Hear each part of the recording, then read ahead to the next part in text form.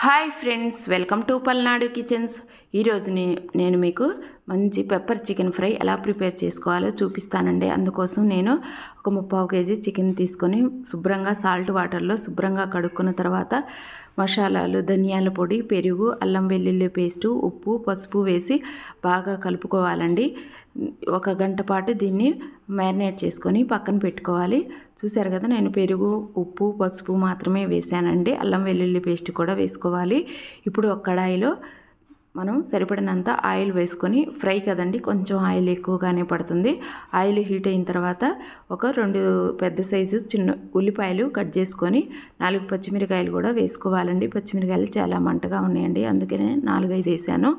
ఇప్పుడు మనం మ్యారినేట్ చేసుకున్న 1 గంట ముందుగా మ్యారినేట్ చేసుకున్న చికెన్ని కూడా వేసుకొని బాగా కలుపుకొని కరివేపాకు, పుదీనా, కొత్తిమీర కూడా వేసుకొని మనం ఒక 10 మినిట్స్ మూత పెట్టుకోవాలండి. ఎందుకంటే మనం మూత పెట్టుకోవడం వల్ల చికెన్లోని వాటర్ అంతా వచ్చేసిద్ది.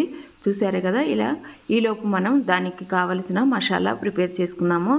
ఒక 2 టేబుల్ స్పూన్ల వరకు ధనియాలు, ఎండుమిర్చి, చెక్క, లవంగాలు వేసుకొని దీంట్లోనే మీరు కావాలనుకుంటే 1 స్పూను మిరియాలు కూడా వేసుకోవాలండి.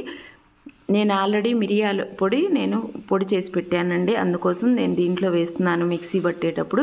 చూసారు కదా, మనం కారం కూడా విడిగా వేయక్కర్లేదండి. ఎండుమిర్చి, పెప్పర్ వేస్తున్నాం కాబట్టి అదే సరిపోతుంది. పెప్పర్ కొంచెం ఎక్కువగా మనం చేసేదే పెప్పర్ చికెన్ ఫ్రై కదా, అందుకోసం కొంచెం కారం బదులు పెప్పర్ వేసుకోవాలి.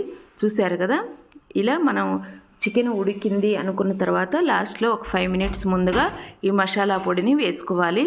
చికెన్ కూడా బాగా ఆ వాటర్తోనే ఉడికిపోయిందండి. చూశారు కదా, ఈ వీడియో కనుక మీకు నచ్చినట్లయితే లైక్ చేయండి, షేర్ చేయండి, సబ్స్క్రైబ్ చేయండి. కొంచెం కసూరి మేతి కూడా వేసానండి, చాలా టేస్ట్గా మంచి ఫ్లేవర్ వస్తుందండి. చూశారు కదా, ఇప్పుడు మనం సర్వింగ్ బౌల్లోకి తీసేసుకుందాము. పెప్పర్ చికెన్ ఫ్రై నచ్చితే లైక్ చేయండి, షేర్ చేయండి.